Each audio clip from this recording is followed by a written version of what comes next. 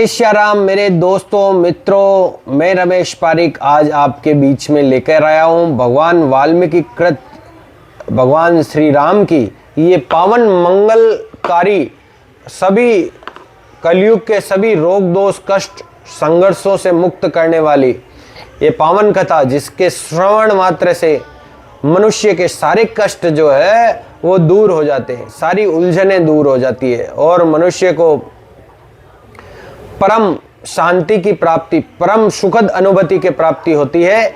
इस प्रकार की ये कथा आज हम श्रवण करेंगे। कल की कथा में जैसा कि हमने सुना कि शूर्पणखा के जो है नाक कान काट के अंग भंग कर दिए जाते हैं और अब जो है खर और दूषण का भी वध कर दिया जाता है। इसके पश्चात आज की हम कथा में आगे बढ़ रहे हैं, तो मेरा आप सभी से अनुरोध है कि जो भी ये कथा संपूर्ण सुनते हैं वो सुनना जारी रखें, क्योंकि ये वाल्मीकि कृत रामायण एजिटिज जो कथा हम आपको सुना रहे हैं, इसको हर कोई व्यक्ति चाहकर भी नहीं सुन सकता है, क्योंकि ये भी कर्मों के आधार पर इसका भगवान श्री राम की पावन कथा श्रवण करना भी कर्मों के आधार पर जिसके कर्मों में लिखी हुई होती है उस वही सुन सकता है, हर कोई नहीं सुन सकता। तो जीवन में हमें कुछ भी सुनने को मिलता है वो सब हमारे अगर हमारे किस्मत में अगर लिखा है तो ही हमें जीवन में कुछ मिलता है, अन्यथा हम पूरे जीवन में उस वस्तु को ना देख पाते, ना सोच पाते, ना कल्पना कर पाते हैं। इसी प्रकार से ये रामायण की ये जो कथा है वो भगवान राम की ये जो स्मृति है, भगवान राम की लीलाओं की जो ये स्मृति है, इसका श्रवण हर किसी के बस की बात नहीं है कि वो कर पाए। और हम ये कथा थोड़ा अलग ढंग से इसलिए कह रहे हैं कि भगवान वाल्मीकि ने जो रामायण में भगवान राम की जो लीलाओं का वर्णन किया है वो आपको एज इट इज उसी दशा में सुनना चाहिए, और जिसके श्रवण मात्र से सब रोग क्लेश खत्म हो जाते हैं, ऐसी कथा का श्रवण करके पुण्य का लाभ अर्जित करें। कल खरदूषण का वध हो जाता है, तो अब जो है आज की कथा में हम आगे बढ़ते हैं। इस प्रकार से जब खरदूषण का वध हो जाता है और सारे 14,000 राक्षसों का वध हो जाता है, उस वध के पश्चात जो है कि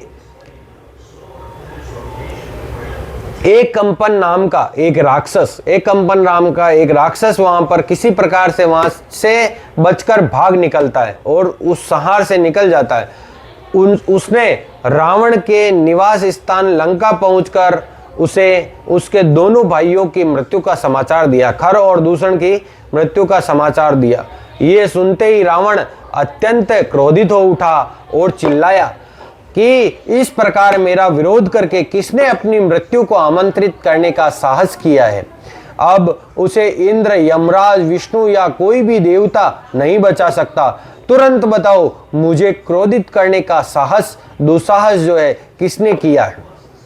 इस प्रकार से जो है रावण बहुत क्रोध में आकर एक कंपन को कहता है कि बताओ किसने मेरे भाइयों का वध करके दुस्साहस किया है। रावण के क्रोध से भयभीत एक कंपन ने रावण से प्रार्थना करते हुए कहा, मेरे प्रभु, मैं आपके सभी प्रश्नों का उत्तर दूंगा, किंतु कृपा करके मुझे ये वचन दीजिए कि ये सत्य कहने के प्रति आप क्रोध नहीं करेंगे या मुझ पर कोई प्रकार का गुस्सा नहीं करेंगे, ये वचन दीजिए।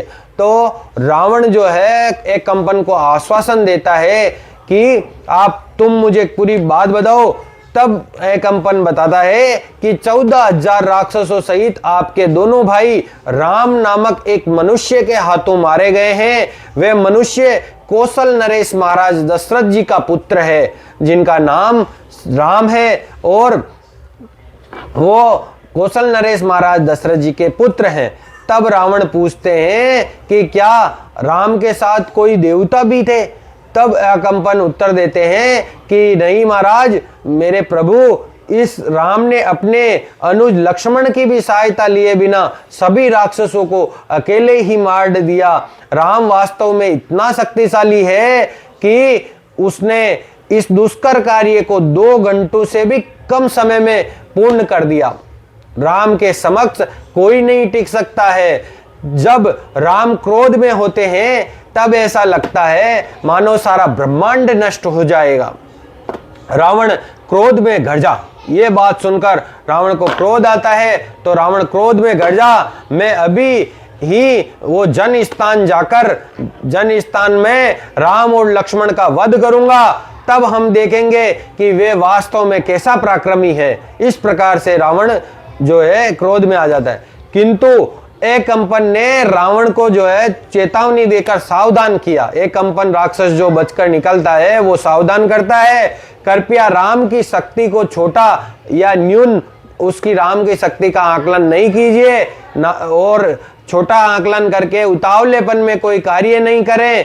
उससे संपूर्ण ब्रह्मांड को विनष्ट करने और पुनर्निर्माण करने की योग्यता है। मुझे नहीं लगता है कि सभी देवता एवं दैत्य मिलकर भी राम का वध करने में सफल हो सकते हैं। अतः हे रावण, हे मेरे प्रभु, बलपूर्वक उस पर आक्रमण करने का विचार छोड़ दे।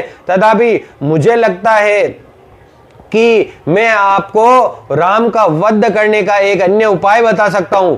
राम की पत्नी सीता का सौंदर्य अतुलनीय है। उनका मुख हजारों चंद्रमाओं से भी अधिक सुंदर है। वास्तव में वे स्त्री सौंदर्य की प्रकाष्ठा है, स्त्रियोचित सतीत्व और व्यवहार की पराकाष्ठा है। मुझे लगता है कि सीता के बिना राम का जीवित रहना भी कठिन होगा। तो अतः मेरा आपको यही परामर्श है, मेरी आपको यह सलाह है कि आप सीता का अपहरण कर लें। इस प्रकार से जो अकंपन है वो राक्षस राज रावण को सीता जी के अपहरण करने की योजना सुझाता है। तब रावण को ये सलाह, ये परामर्श तुरंत ही अच्छा लगा और कुछ संत, तुम्हारा परामर्श उत्तम है, मैं कल ही रथ पर चढ़कर पंचवटी जाऊंगा और हर्ष सहित बलपूर्वक सीता को उठाकर लाऊंगा। इस प्रकार से रावण उस योजना पर तुरंत हामी भर देता है। एक कंपन को भेजकर रावण ताटक के पुत्र मारीच की कुटिया पर गया। रावण का आदर सत्कार करने के पश्चात मारीच ने उसके चरण धोए और पूछा, हे राक्षसों के प्रभु, आपके इस अकस्मात आगमन से मेरे मन में संदेह उत्पन्न हो रहा है कि आप अचानक यहाँ पर क्यों आए हैं। मुझे ज्ञात है कि जब तक कोई विशेष कार्य नहीं होगा आप स्वयं यहाँ आने का कष्ट नहीं करेंगे। तो रावण उत्तर देता है मारीच को कि तुम ठीक कह रहे हो। राम नाम के एक मनुष्य ने जन स्थान भेजी गई राक्षसों की मेरी पूरी सेना को समाप्त कर दिया है। राम के भाई लक्ष्मण ने मेरी बहन शूर्पणखा को कुरूप बना दिया है, जिसके कारण खर और दूषण को प्रतिकार करना पड़ा, उनका सामना करना पड़ा। और मैं तो अपने भाइयों को अजय समझता था, किंतु वे भी सारे सैनिकों सहित मारा गए हैं। और मारीच, मुझे तुम्हारी सहायता चाहिए क्योंकि मैंने राम की पत्नी सीता का अपहरण करने की योजना बनाई है। तो मारीच जो है पहले ही, जब वो भगवान राम को विश्वामित्र जी जब वहाँ अपने यज्ञ की रक्षा के लिए जब ले जाते हैं, तब मारीच सामना करता है भगवान राम का, और तब मारीच को भगवान राम दूर फेंक देते हैं उठा के। तो मारीच भगवान राम के जो अतुलनीय बल से जो वाकिफ था, तब वो भय के मारे चौंकते हुए मारीच रावण को उत्तर देता है कि जिसने भी आपको ये परामर्श दिया है, आपको ये सलाह दी है, वो आपके मित्र के रूप में आपका शत्रु है, परम शत्रु है। हे रावण, यदि आप इस मूर्खतापूर्ण योजना को पूर्ण करने का प्रयास करेंगे तो इससे आपका विनाश होगा, क्योंकि राम का पराक्रम स्वयं भगवान विष्णु के समान अकल्पनीय है। राम एक अगाध सागर के समान है, मगरमच्छ उनके धनुष के समान है और भंवर उनकी शक्तिशाली भुजाएं हैं। उनके द्वारा बाणों का छोड़ा जाना लहरों के अनवरत प्रवाह के समान है। एक तट से दूसरे तट पर सागर का विस्तार उस युद्ध भूमि के समान है जहां जलमग्न हो जाते हैं। तो एक मतलब सागर का उदाहरण देके मारीच रावण को बताता है कि भगवान राम की समता जो है, जैसे पृथ्वी पर सागर की समता को आंक पाना कठिन है, उसी प्रकार भगवान राम की समता का जो आंकलन कर पाना बहुत कठिन है। और अथाह और अनंत शक्ति जो भगवान विष्णु के समान अनंत शक्ति है वो भगवान राम में है। हे राक्षसों के राजा, उचित यही होगा कि आप अपने क्रोध को नियंत्रण में करें और लंका वापस लौट जाएं। वहां आप अपनी पत्नियों के सानिध्य का आनंद लें तथा राम को उनकी पत्नी सहित दंडकारण्य वन में ही रहने दें, अन्यथा आप स्वयं विपदा को आमंत्रित करेंगे और आप अपने शत्रु को जो है आपके विनाश करने का मौका देंगे। इस प्रकार मारीच का परामर्श सुनकर रावण लंका स्थित अपने भव्य महल में वापस लौट गया। एक बार उसने मारीच की बात मानी और भव्य महल में लौट गया, परामर्श मान लिया। तो जब रावण वापस अपने महल में लौट जाता है, इस बीच शूर्पणखा, जिसने जन स्थान में सभी राक्षसों का नाश होते हुए देखा, अपने भाई से मिलने लंका आती है। रावण के 10 सिर और 20 भुजाएं थी। उसके शरीर पर अनेक घावों के चिन्ह थे जो पूर्व संघर्षों में पूर्व के युद्धों के प्रतीक थे, जिसमें से एक घाव का निशान भगवान विष्णु के सुदर्शन चक्र द्वारा किए गए प्रहार का भी तो उसके शरीर पर था। एक बार रावण ने नागों की राजधानी भोगवती पर आक्रमण कर दिया था। वासुकी एवं तक्षक जैसे नागों को पराजित करने के पश्चात वे तक्षक की जो पत्नी थी उसको बलपूर्वक हरकर लाया था। तब कुबेर को जीतकर उसने उनके पुष्पक विमान को अपने अधिकार में कर लिया था और केवल ईर्ष्यावश उसने स्वर्ग के कुछ उद्यानों को भी नष्ट कर दिया था। इस प्रकार की जो मतलब शक्ति, रावण का पराक्रम इस प्रकार का था जो देवताओं को भी मतलब पराजित कर देता है। बहुत पहले की बात बताता हूं मित्रों, रावण ने एक कठिन तपस्या की थी और वह ब्रह्मा को हर 1000 वर्ष मतलब उस तपस्या में हर 1000 वर्ष के बाद में वो अपना एक सर जो है वो बलि कर देता था। इस प्रकार की ब्रह्मा जी के सामने वो कठिन तपस्या कर देता था। 10,000 सालों के उसके कठिन तपस्या के पश्चात वे अपने 10वें सिर का बलिदान देने लगा। रावण ने प्रसन्न होकर ब्रह्मा जी से उसे यह वरदान दिया कि मनुष्य के अलावा कोई अन्य प्राणी उसका वध नहीं कर सकता था। ऐसे वरदान प्राप्त करने के पश्चात अभिमानी रावण ब्राह्मणों का वध करने लगा एवं उनके यज्ञों में विघ्न उत्पन्न करने लगा। इस प्रकार वे देवताओं का शत्रु बन बैठा और उसके विनाश के लिए देवता तीव्रता से भगवान विष्णु से प्रार्थना करने लगे।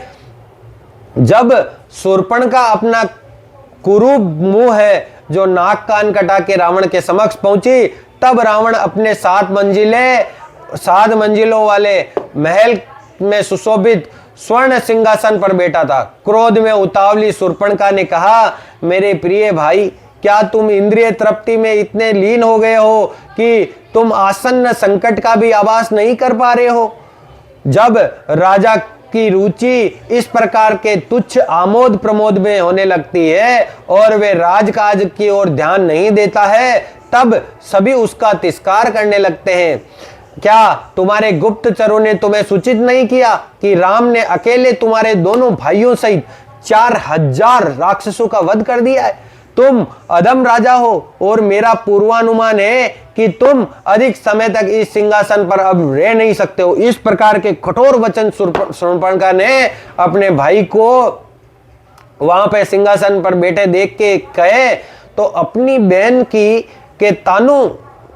के अपने तानों से रावण जो है बहुत भयंकर उत्तेजित हो जाता है और विशेषकर इसलिए वो उत्तेजित होता है कि उसने ऐसा उसके मंत्रियों की उपस्थिति में कहा।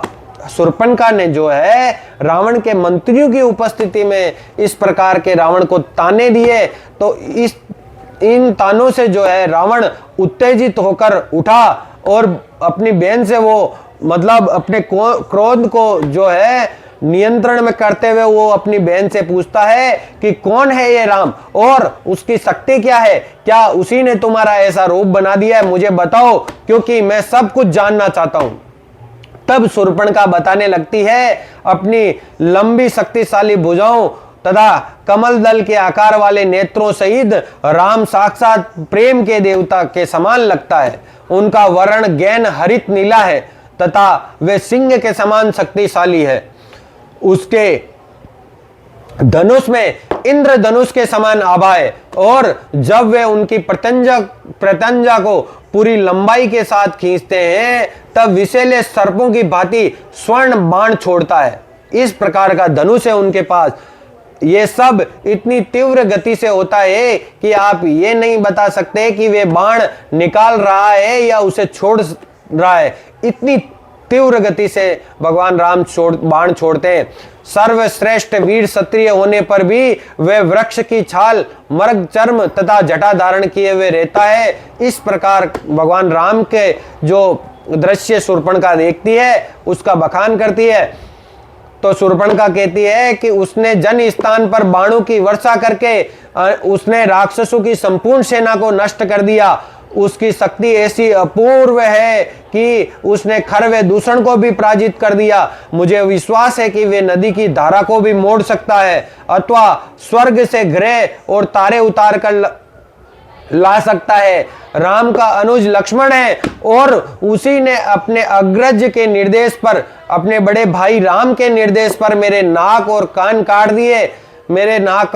दिए। राम की पत्नी सीता तो साक्षात भाग्य की देवी है। उसकी बड़ी बड़ी काली आंखें हैं और उसके मुख का सौंदर्य तो अनेक चंद्रमाओं से भी बढ़कर है। उनकी कोमल त्वचा मानो पिघला हुआ स्वर्ण हो। उनकी पतली कमर सुशोभित शरीर जो है वो इतने सुंदर है कि उनके समान कोई सुंदरी भी नहीं है। वो सुंदरी अतुलनीय लगती है। हे रावण, कोई अन्य स्त्री सीता जैसी सुंदर नहीं है। उसे देखते ही तुम उनके प्रेम में पागल हो जाओगे क्योंकि वही तुम्हारी पत्नी बनने के योग्य है। मैं तुम्हारे लिए उसे पकड़कर लाने की प्रयोजना से, यहाँ पर शूर्पणखा जो है वो रावण को भड़काने के लिए, रावण को मतलब जो है उसका प्रतिकार लेने के लिए, उस जो नाक कान काटे लक्ष्मण जी ने उसका प्रतिकार करने के लिए वो उनको भड़काती है रावण को और कहती है कि वो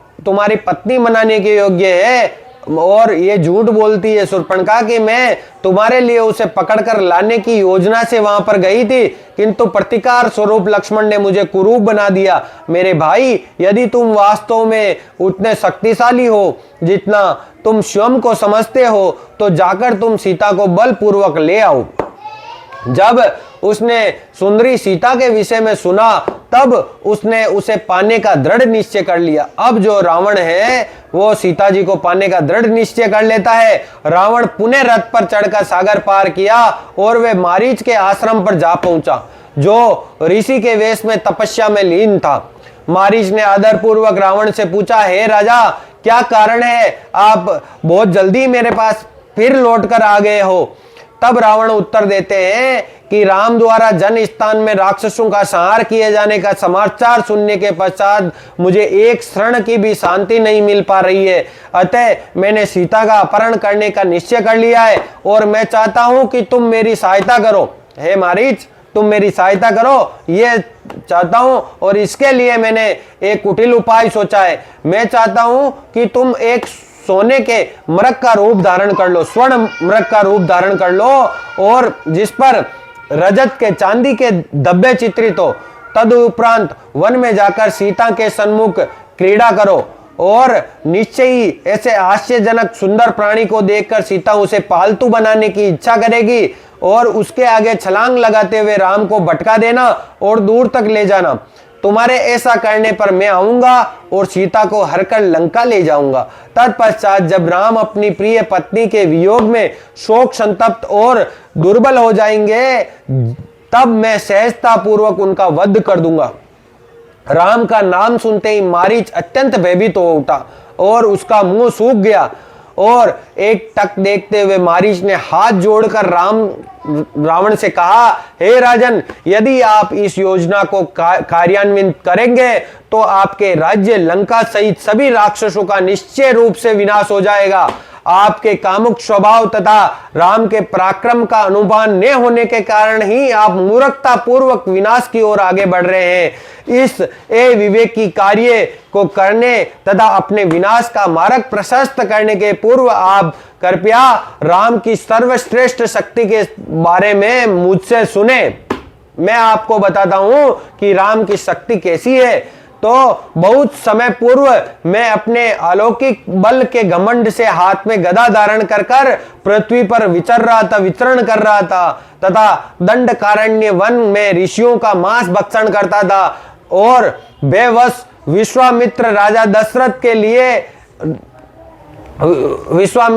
दशरथ के पास गए और अपने यज्ञ संपादन और सुरक्षा के लिए राम के द्वारा उन्होंने राम जी को जो है सुरक्षा प्रदान करने के लिए राजा दशरथ से प्रार्थना की। तत्पश्चात जिस समय राम विश्वामित्र के यज्ञ क्षेत्र की सुरक्षा के लिए उपस्थित थे, तब मैं अज्ञानतावश यज्ञ में विघ्न उत्पन्न करने के प्रयोजन से वहां जा पहुंचा, किंतु एक ही बाण से राम ने मुझे 800 मील दूर सागर में उछाल दिया था और मेरे साथ आए हुए अन्य राक्षसों का वध कर दिया। वहां से बच निकलने पर जब मुझे चेतना आई तब मैं लंका लौट कर आया, किंतु मेरा घमंड तब भी नहीं टूटा। तब मैं एक प्रज्वलित जीवा, अति रंजित खून से मतलब सनी हुई जीवा वाले मांसाहारी मृग का रूप धारण कर दंडकारण्य वन में घूमने लगा और ऋषियों का रक्तपान करने लगा। ऐसा करते हुए पुनः मेरा सामना राम से हुआ, जो लक्ष्मण तथा सीता के साथ दंडकारण्य वन में घूम रहे थे। अपनी पराजय की स्मृति मेरे मन में यथावत थी। ये जानकर कि राम ने सन्यासी जीवन धारण कर लिया है, मैंने प्रतिरोध लेने का निश्चय किया, किंतु जैसे ही मैं उनके निकट पहुंचा, राम ने 3 बाण छोड़े। मेरे 2 साथी का वही तत्काल प्राणांत हो गया और मैं अपने प्राणों की रक्षा के लिए वहां से भाग गया। मुझे लगता है कि मेरा जीवन इसलिए बच गया क्योंकि राम युद्ध भूमि छोड़कर भागने वाले पर बाण नहीं चलाते हैं। तो इसके लिए मुझे ऐसा लगता है कि मैं बच गया। तब से मैं राम के नाम का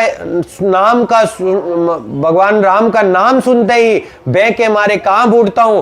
फलस्वरूप हिंसा और युद्ध के प्रति मेरी रुचि समाप्त हो गई है। दूसरों के प्रति द्वेष भाव को त्याग कर योगाभ्यास करने लगा हूं और सन्यासियों की भांति जीवन व्यतीत करने लगा हूं। यहाँ योगाभ्यास का नाम आया है। तो मित्रों, मैं आजकल कलयुग में जो कुछ लोग योगाभ्यास भी करते हैं, मैं स्वामी रामदेव जी का भी एक उदाहरण देता हूं।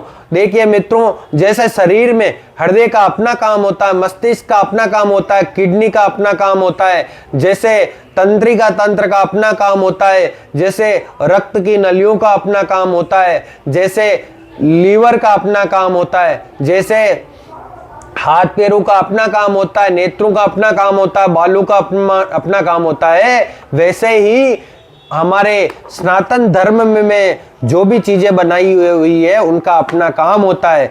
तो मैंने कई बार स्वामी रामदेव को भी ये कहते सुना है कि ज्योतिषी जो है वो मूर्ख बनाते हैं या डराते हैं। ज्योतिष तो इस प्रकार के किसी सन्यासी को, और वो भी योगी को जो योगाभ्यास सिखाता है, उनको, ऐसे सन्यासियों को एक दूसरे के प्रति ऐसी बातें नहीं करनी चाहिए जिससे आपस में क्ले की उपस्थित हो। ज्योतिष अपनी जगह है। क्या सूर्य का कोई स्थान नहीं है? क्या चंद्रमा का कोई स्थान नहीं है हमारे जीवन में? चंद्रमा पूरी पृथ्वी में जल को अगर इधर उधर कर सकते हैं, तो मनुष्य के जीवन पर तारों का, ग्रहों का कैसे मनुष्य के जीवन पर प्रभाव नहीं होगा? ये किस प्रकार की ज्योतिष के प्रति भावना रखते हैं कि ज्योतिष डराता नहीं है। जीवन में होने वाली हर ग्रह का, हर प्रकृति के हर चीज का मनुष्य के जीवन पर प्रभाव होता है, और इस प्रकार की जो बातें हैं किसी भी योगी को शोभा नहीं देती है, नहीं करनी चाहिए। और मैं सिर्फ स्वामी रामदेव को नहीं, मैं सब लोगों को कहूंगा कि आप अगर सनातन धर्म के सही प्रकार से सन्यासी है, आप किसी भी सनातनी के प्रति द्वेष नहीं रखे। कहीं भी आप मेरे को रामायण में या भगवान की कथाओं में कहीं भी बता दें कि इस प्रकार से मतलब मुनियों द्वारा, सन्यासियों द्वारा किसी का मान हरण किया जाता था। आप में समता है, भगवान की आप पर कृपा है, आप उसका आस्वादन करिए, आप लोगों को लाभ पहुंचाइए,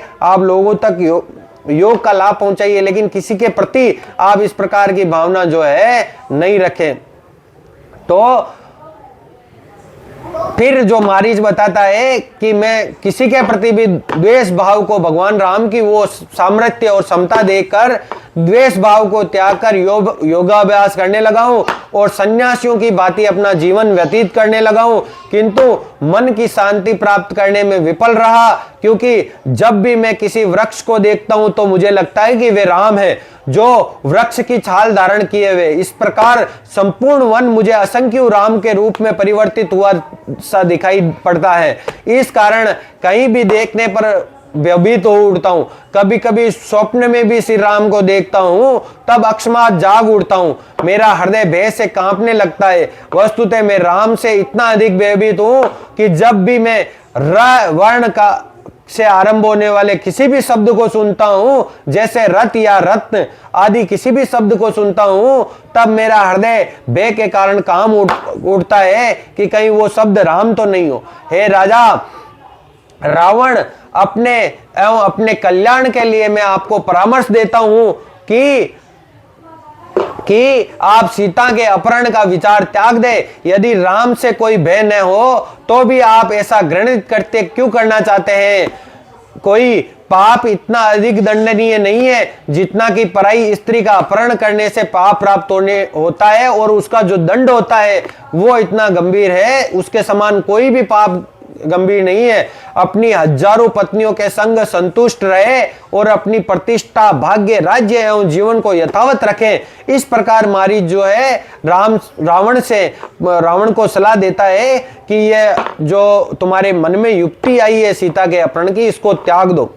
सब कुछ धैर्यपूर्ण सुनने के पश्चात रावण ने उत्तर दिया, अब तुम सुनो मारीच, मैं तुम्हारा परामर्श लेने, तुम्हारी सलाह लेने के लिए नहीं आया हूं। मैं सीता का अपहरण करने की अपनी योजना को कार्यान्वित करने के लिए तुम्हारी सहायता लेने आया हूं। मेरे मंत्री होने के नाते तुम्हारा कर्तव्य है कि जब मैं तुमसे परामर्श मांगू, सलाह मांगू, तब तुम मुझे परामर्श दो, अन्यथा निसंकोच मेरी आज्ञा का पालन करो। मैंने तय कर लिया और मैं ऐसा करने के लिए दृढ़ निश्चय हूं। मैं चाहता हूं कि सीता को आकर्षित करने के लिए तुम मृग का रूप धारण करो, तथा जब वे राम से तुम्हें पकड़ने का निवेदन करे तब तुम राम को दूर वन तक ले जाना और चिल्लाना, हे सीता, हे लक्ष्मण। जब लक्ष्मण को ऐसा लगेगा कि उसका भाई संकट में है, तब वह सीता को छोड़कर राम की सहायता के लिए चला जाएगा। तुम मेरी इतनी सी सेवा कर दो और बदले में मैं तुम्हें अपना आधा राज्य सौंप दूंगा। लेकिन यदि तुम ऐसा नहीं करोगे तो निश्चय ही मेरे द्वारा मृत्यु को स्वीकारो और राम के हाथों से संभावित मृत्यु को स्वीकार करो। दोनों में से स्वयं निर्णय करो कि या तो मेरे हाथों अभी इस मृत्यु को स्वीकार करो, या राम के हाथों अनिश्चित मृत्यु हो या नहीं हो, उस अनिश्चित मृत्यु को स्वीकार करो और स्वयं निर्णय करो। तथापि मारीच ने साहस पूर्वक कहा, प्रिय राजन, चापलूसी करने वाले तो सुलभ है, तुरंत जो है चापलूसी करने वाले लोग मिल जाएंगे और असंख्य मिल जाएंगे, किंतु दूसरों के कल्याण के लिए अप्रिय सत्य वचन बोलने वाले दुर्लभ है। जो हमारे भी मित्रों कहते हैं ना कि जो खारा बोलता है वो हमको कड़वा लगता है, लेकिन खारा बोलने वाला हमारा हितकर होता है। इस प्रकार से जो है अप्रिय सत्य बोलने वाला, जो प्रिय नहीं लगता है, ऐसा सत्य बोलने वाले लोग दुर्लभ है। मंत्री को ना पूछे जाने पर भी उचित परामर्श देना चाहिए, विशेषकर जब राजा पथ भ्रमित हो जाता है, तब मंत्री को उचित मार्ग बताना चाहिए। किंतु दुर्भाग्य वह व्यक्ति जिसकी मृत्यु निकट हो अच्छा परामर्श नहीं लेना चाहता है। हे राजन, यदि हम आपकी योजना का पालन करते हैं तो मुझे विश्वास है कि हम दोनों की अंततः मृत्यु ही होगी। तथापि यहाँ आपके हाथों से मरने से अच्छा है कि मैं युद्ध भूमि में एक श्रेष्ठ शत्रु के हाथों से मरूं। और वो मारीच वहां से तुरंत प्रस्थान कर लेता है। इस प्रकार से जो है मारीच जो है वहां से प्रस्थान करता है। अब हम मित्रों कल की कथा में सुनेंगे सीता मैया का अपहरण कर लेता है रावण, और किस प्रकार से अपहरण करके आगे क्या कथा बनती है उसका हम आस्वादन कल की कथा में करेंगे। तब तक के लिए जय श्री राम।